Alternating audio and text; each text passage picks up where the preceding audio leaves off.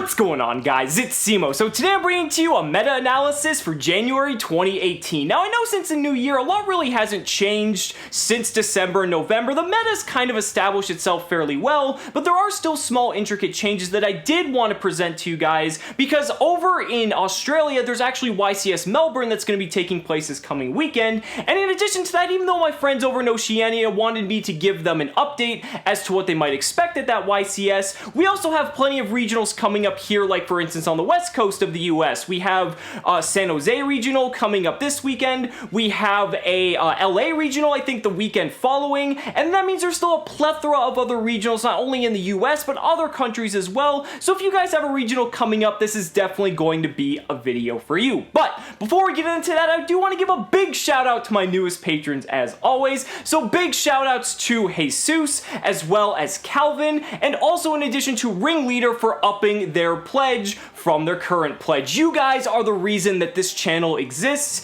and the reason that it's possible. And if you guys want to help support me and the channel through Patreon, then check out the link in the description below. But without further ado, let's go ahead and get right into it. So this past weekend was ARG Las Vegas. Now I know a lot of people don't directly correlate an ARG with a tier 2 premier event, say for instance like a YCS. However, because of the pricing structure of an ARG, these are held in much higher regard in the competitive scene because there's a lot more to be had. So even though the overall population of the event might be similar to something like a regional, the caliber of player is actually much higher than you would find at your typical regional because of the bigger prize pool. People will fly across the country to attend an ARG just because there's a lot more prizing at stake. So even though, like I said, this isn't something that a lot of people don't hold in too high of a regard, I think it's good to look at the meta from this past event and kind of learn and see what direction players are taking when it comes to their deck choices. So here is the pie chart breakdown for the top 16. Now, some things you're going to see here are going to look very familiar and others are going to look a little bit new, so we're going to go ahead and delve into each of these decks piece by piece. Starting off, of course, with SPYRAL. We're not going to touch on SPYRAL too long because we obviously know that SPYRAL is the best deck of the format. That's pretty much been established now for the past couple of months. However, there is a little bit of something interesting going on because going second SPYRAL has been the deck that pretty much all of the main competitive players, if they're playing SPYRAL, have been catering towards. But what's been interesting is that because all these SPYRAL players are opting to go second, there is this opportunity now for not only other decks, but SPYRAL to play first as well. So that way, if you lose the die roll against an opponent that's playing SPYRAL, if they're going second, then that way you're going to have a deck that wants to go first, and even if you lose the die roll, you're going to be in a position that you're playing the way you want your deck to play. So what these players are doing is they're actually loading their deck with trap cards so that they can actually go first, and even if they get hand trapped, they have these defensive traps as options to help disrupt the SPYRAL player who is going second and pretty much put them in an advantageous position. So for instance, cards like Mind Crush, Solemn Strike,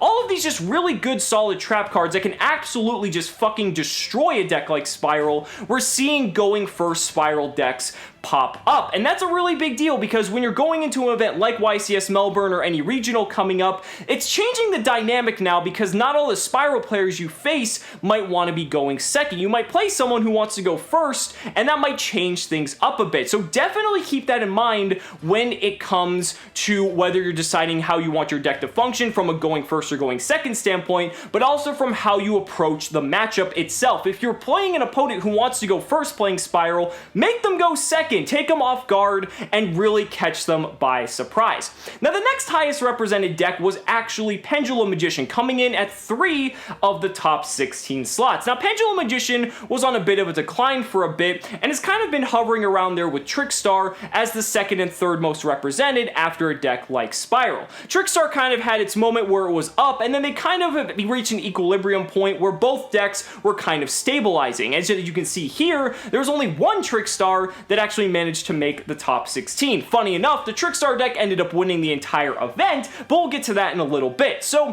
when it comes to Pendulum Magician, I've always said Pendulum Magician, regardless of what's going on, even though it can't play a ton of hand traps without affecting its consistency, it's still an incredibly powerful deck nonetheless. It's super consistent, and the fact that you're able to churn out anywhere from like Double Omega to Baguska to basically just utilizing the Pendulum summoning mechanic just to flat out kill your opponent, backed by by a card like Time Pendulum Graph, you've got a lot of good things going for you. I think when you go into games 2 and 3 is when you really have to worry, because then you got cards like Magical Spring, Evenly Matched, Unending Nightmare, Dimensional Barrier. There's still so many cards that really cripple Pendulum Magician going post-sideboard, but even though that's the case, there's still 3 Pendulum decks that managed to make top 16, and it seems like at every premier event, we still see Pendulum Magician managing to do well, even though the odds at the current moment seem to be stacked against it. Now, obviously, once we get Extreme Force and Heavy Metal Foes Electromite, Pendulum's gonna get a little bit of revenge, but for the time being, it's still an incredibly strong deck, so definitely be prepared for it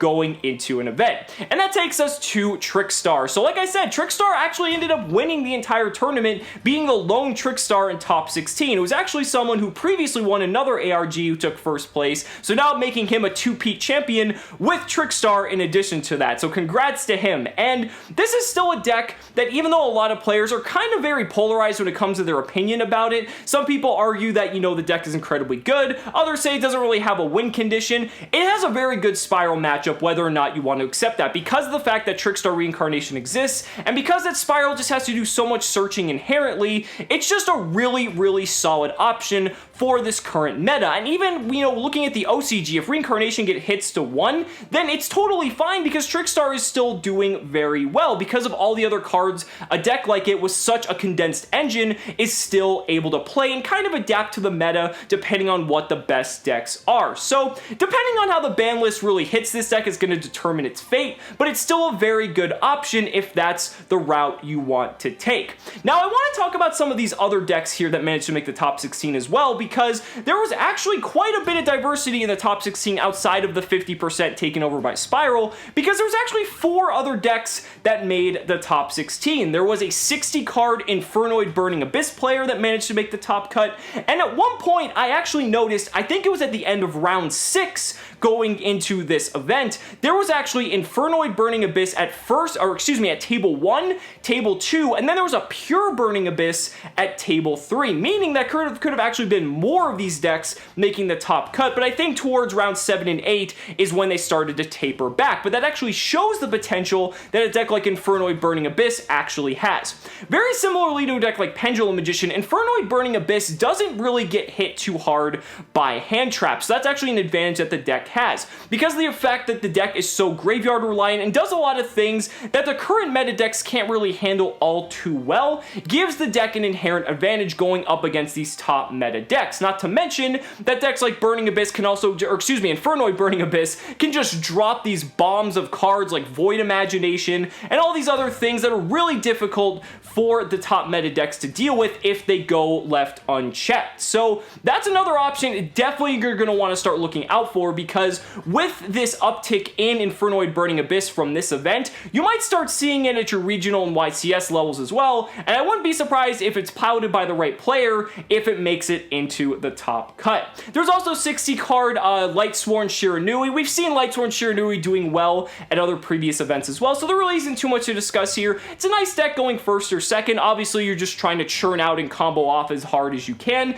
You are susceptible to some hand traps, but again, it's another deck that just plays a lot of extremely powerful cards. You know, you've got your Predaplant engine, you've got your Solitaire, you've got your Grass, you've got all these cards that if your opponent doesn't have all the hand traps, you're just going to absolutely shit all over them. So it's another extremely powerful deck. It also can play very well going first or second, which is another good advantage that a deck like that has as well.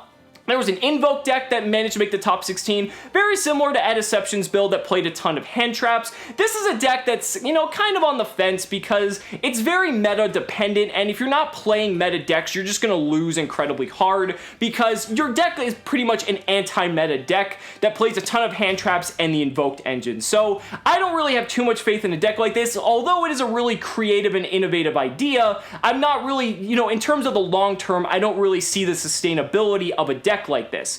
However, the biggest surprise of ARG Las Vegas was the fact that World Chalice not only made the top 16, but took third place throughout the entire event. That is absolutely phenomenal. Now, World Chalice is really interesting because going back to the beginning of the discussion when I talked about SPYRAL, because there are players now that are choosing to make decks that are built going first, World Chalice is like the ultimate go first glass cannon deck, because if that deck goes first and it goes off or played correctly enough, as if you watch the deck profile of the player who piloted it, if you can go off, there is no better deck to go first with than this deck, because you are basically going to create a board that is just as powerful, if not more powerful, than something that SPYRAL can produce going first, and you're just going to just completely dominate and overwhelm your opponent. And now, yeah, of course, the deck is fragile depending on how you play it, and maybe depending on the hand traps that are being played at the current moment, but at the same time, I think this was a really good call, considering the fact that so many players, especially the SPYRAL players, considering it's the best deck, wanted to go second,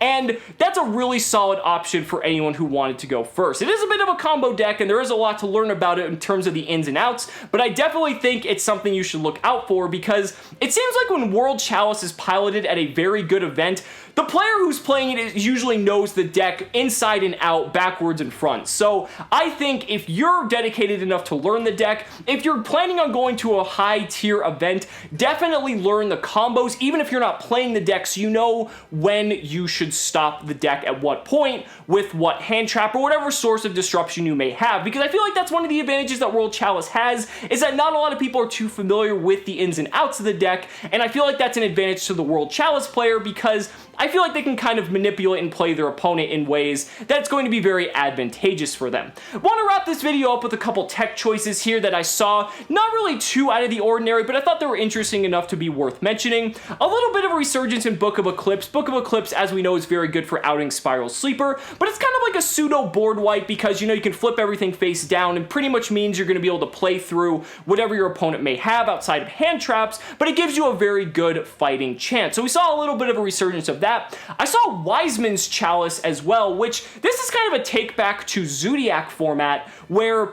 when you have a card that can resurrect a monster, basically giving you that extra enabler to try to attempt to go for double helix, it was kind of like with Zodiac, where you're just trying to get a monster on the board to start your combo and get into your Dryad. So very same mentality there. I don't know if it's not exactly the same with Zodiac, because it's one monster compared to two, so I don't really know if that's the best option, but I thought it was definitely worth mentioning. And I wanted to wrap this video off with Nightbeam. Now, big shout outs to my friend Alex here at my locals, because he was the one who played this. He was telling me about it. I don't really have too much faith in it, to be honest, but it got into top 16, so I gotta give him some credit where credit is due. Nightbeam's interesting because the theory is for your Trickstar matchup, they're only gonna set one card face down more often than not, which is Trickstar Reincarnation. You can snipe it with Nightbeam, and then you're not gonna be disrupted for the rest of your turn. Pretty simple. Also works against a card like Scapegoat as well, if it's the only set card, because then you can snipe the goats. You're not gonna have to worry about, you know, pretty much getting stopped if you're trying to OTK, and you're gonna be in a really good position. However, the biggest flaw of this card, and it's always been the biggest flaw of this card, is that once your opponent sees that you're playing Nightbeam, it becomes completely different, because then they're just going to start shotgunning their face down cards so that they can't get hit by Nightbeam. Since Trickstar Reincarnation and Scapegoat really don't have a correct activation window, I mean, you can just shotgun it and pretty much effectively resolve what you want to do. And at the same time, if they have two set cards,